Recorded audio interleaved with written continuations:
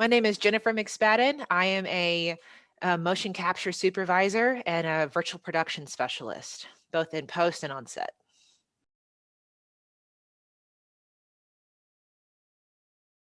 I was fortunate enough to have a live broadcast class in high school, and I think that's what really started me down the road um, of content creation, of working in the film department, and then eventually visual effects. So that's what really sparked my interest young.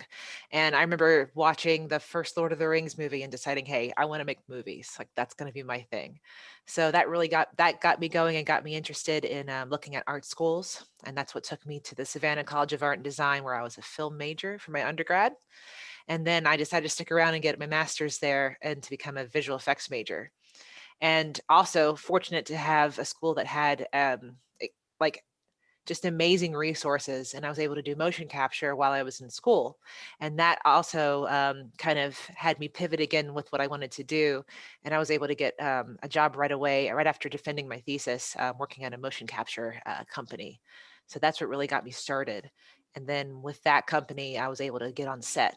And so it's just kind of been like a something that's just been tumbling quickly downhill ever since school, really. And then I was able to get on set in 2016, and that's what really got me started as a virtual production on set engineer, as well as a motion capture specialist.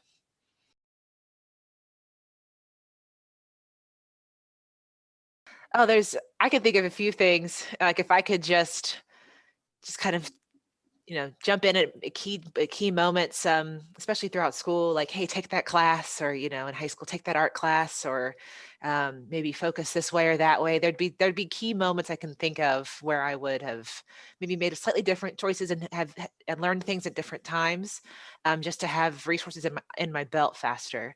But I think one of the main things I would have emphasized with myself was to give myself more me time. Like important to be studious, to get your work done, but take the time to take that mental health break, go for a walk, rest your eyes, exercise, eat better. Like it's that kind of thing, especially while I was young, that I wish I could have had more foresight about, that I think would have really set me up to be a more well-rounded adult, and I would have had a better foundation, I think.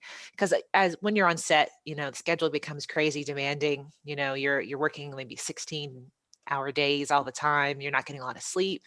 You've got to be able to find that strength and be able to keep going and not get sick. And I've been fortunate enough to not fall into spells of bad health, mind you, but I think I could have always done better. And I think that's always something that is important to let people know, that there's more to who you are and what you're about than just your career sometimes.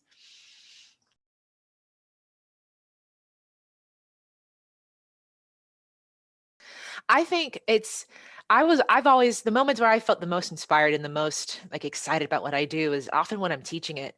I was a TA in high school. I was able to TA my broadcast class my senior year. I TA'd my motion capture class in college, and I still am in a role of I'm in a heavy instructional role where I work currently. I give workshops a lot. I still am able to go back to my alma mater and give talks and classes, and I feel the most motivated when I see students now that are going through these programs that I went through, to see the change in diversity in those programs, to see, like, I was one of three women in my grad class, and now I go back and it's almost half and half. It's a very international school that I went to, which was awesome.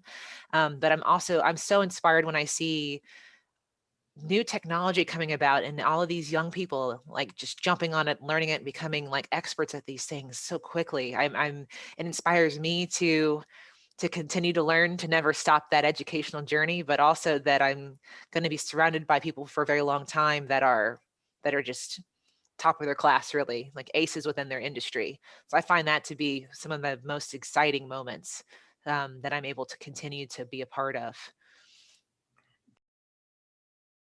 I finished my thesis work at the end of 2013, and I was working within a few weeks of that. Like, I was definitely very fortunate.